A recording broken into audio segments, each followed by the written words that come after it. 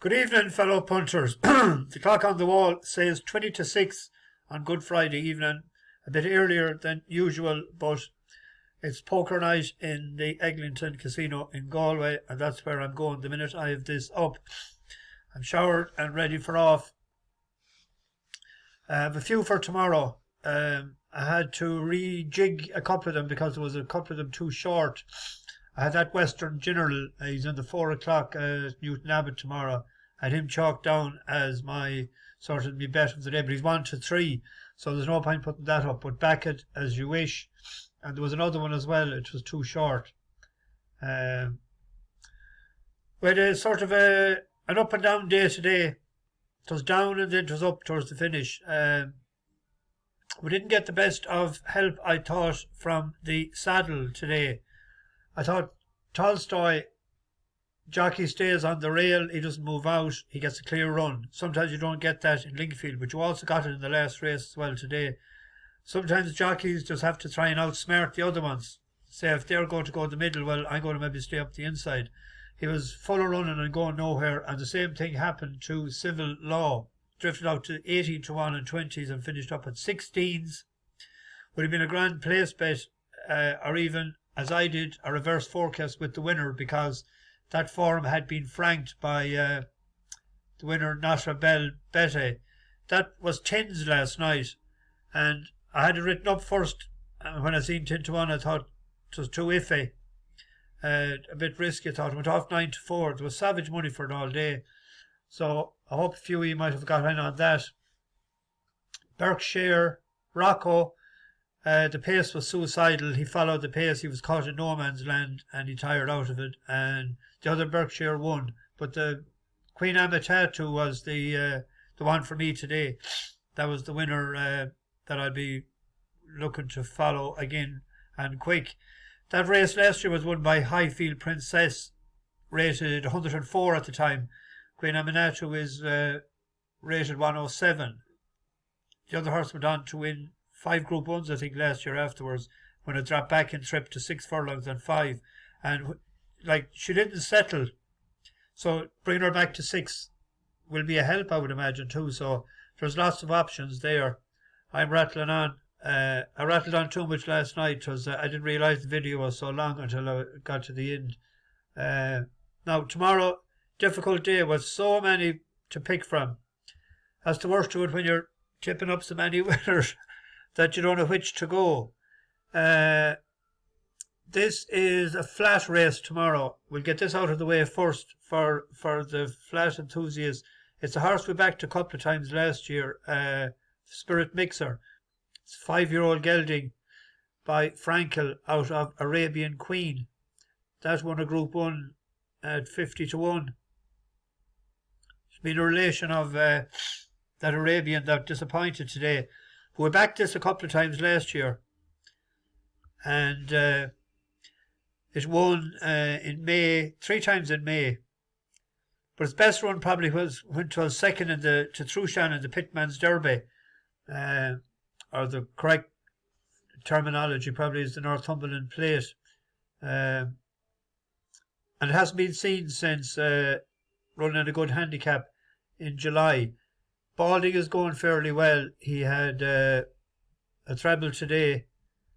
Callum Hutchison takes off 5 as well. I thought that would be a point win bet tomorrow on that. Wise Eagle is in that race as well. We won on him twice last year at good prices. Long-time followers will remember him. Musselburgh in August, 3 days, 11 to 4 in evens. We got a better price that day. And then there's one in Pontefract again. But it might need the run, I thought, maybe tomorrow.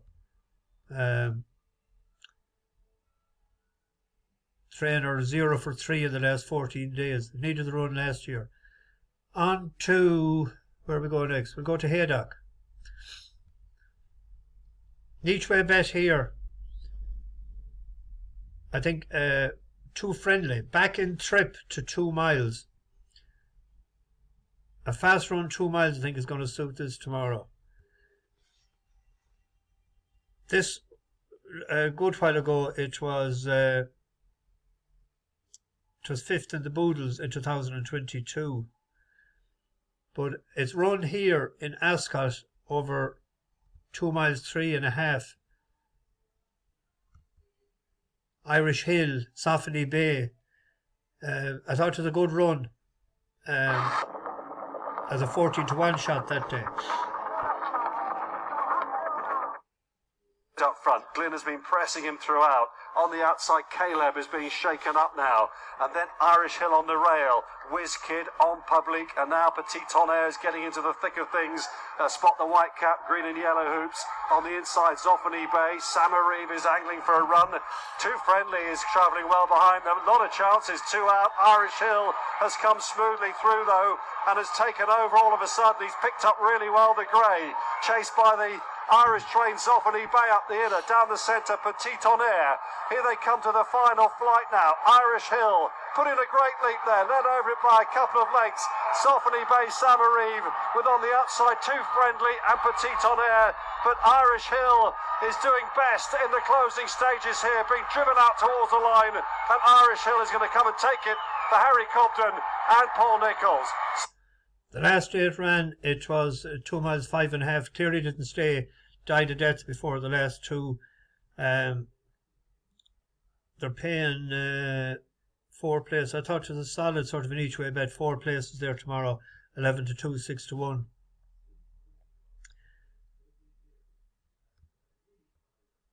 Harry, Skelton and Dan. First time blinkers as well. So that might do the trick tomorrow. Another race in Haydock tomorrow is the final of that stayers. Itso Fury.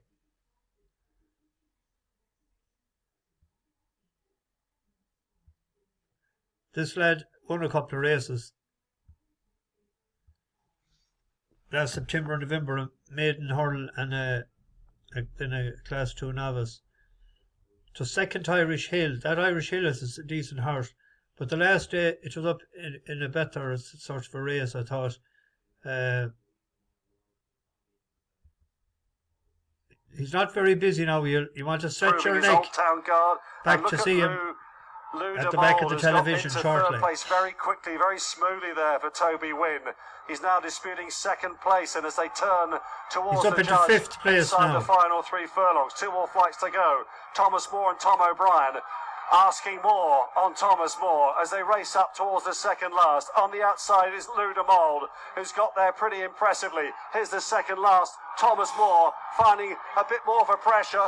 Lou de Mold is pressing him hard now. They kick clear of the others. Itso Fury battling on into third place alongside Zestful Hope. But 1 more flight to go now for Thomas Moore. Oh, and he jumped that really splendidly. Still leads by 3 lengths. Lou de Mold is giving chase up the straight here.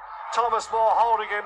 Lou de Mold is trying 1 more time on the far side, but Thomas Moore is going to make virtually every yard of the running. Another boost for the Challow hurdle form as he wins for Tom O'Brien and David Pipe. Lou de Mold. I thought he wasn't too busy on him there coming up the stretch. He could have, but I thought tomorrow with 25,000 for the winner, the handbrake might be off. Then we move to Carlisle, a horse that we backed the last day. Here he is in front. Gane in the green colours on the right, now with a 4-5 length advantage again on the tear and Getaway Love together in second and third places. 2 plain fences to go from here. Lake Takapuna was over it in last position. 2 fences to jump. Chant the Gun continues to be out in front at the second last. Got over it okay. An error from Getaway Love. Drops back into third position, means that on the tear is in second, but he's well over 10 lengths behind Chant the Gun. Oh, he's gone at the last. To Chant the Gun, clear and fell at the final obstacle, means that on... He did fall off the final obstacle. I think he might have won that day if he had jumped that. It's a bit novice-y, but that was his only mistake in the entire race. I think he was put up £7 for that.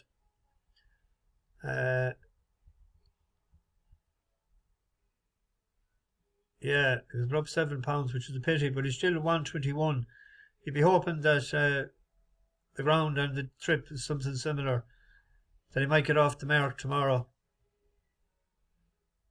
Although an old fellow told me one time, unlucky horses are always unlucky, but it wasn't that he was unlucky, just a bit novice he was with the you say nothing. Do we back him before?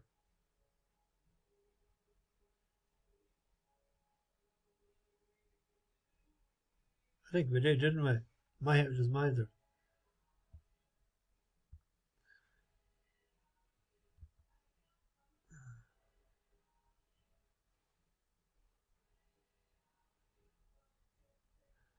But yes, we did back him the last day. I forgot about him in that race.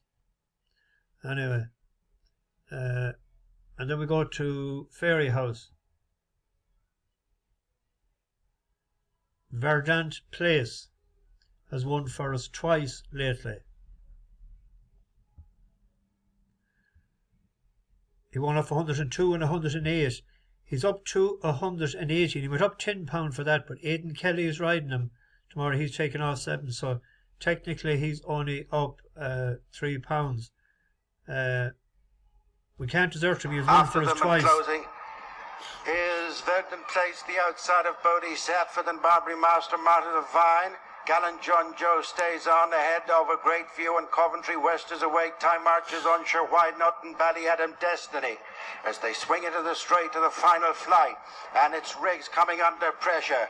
Tackled now on straightening up by Verdant Place. Then Spyglass Hill, who can't over any more. Gallant John Joe still stays on ahead of Barbary Master and then a Great View. And coming to the front on the run to the final flight is 14 Verdant Place from Gallant John Joe. Verdant Place, Judge Disarm on the outside is Gallant John Joe. Riggs is on the rail inside the final 150 yards and got going again by Simon Torrens is Verdant Place as he maintains his fine form here at.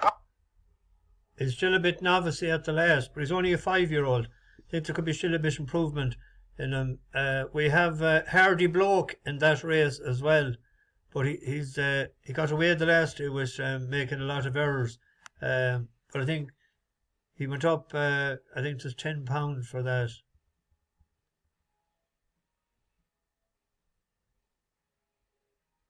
Or £9. I think he was off 115 the last day.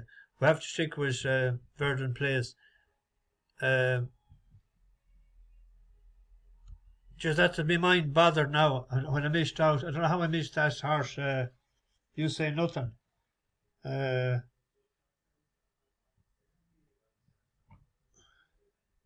went up £5. We backed him the last. He drifted out. He won by a nose, didn't he? Just hung on.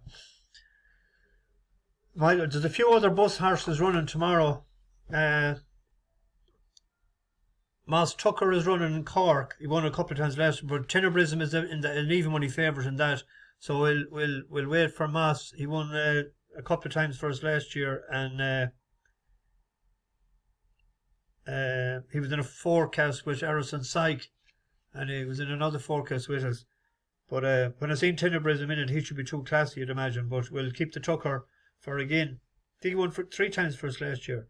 And there was another horse that's out again quick.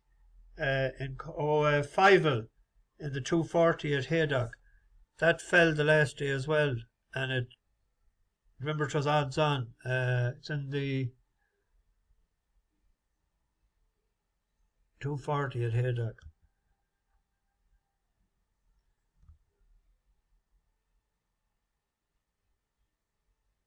$10-1 shot there.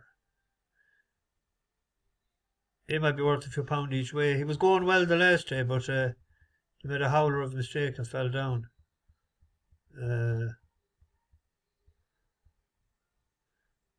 I've cheek pieces on the first time for him. That might help him tomorrow. Yeah, anyone that backed him the last day maybe, or did we do a double or something? I forget. But he was going well when he toppled over. There's two winners that we could have had, you see, as well. Them two, Gane and Fievel. But Well, David, better get out of here. It's time for get this into the oven and head for the city of the tribe. Bash the bookies over and out.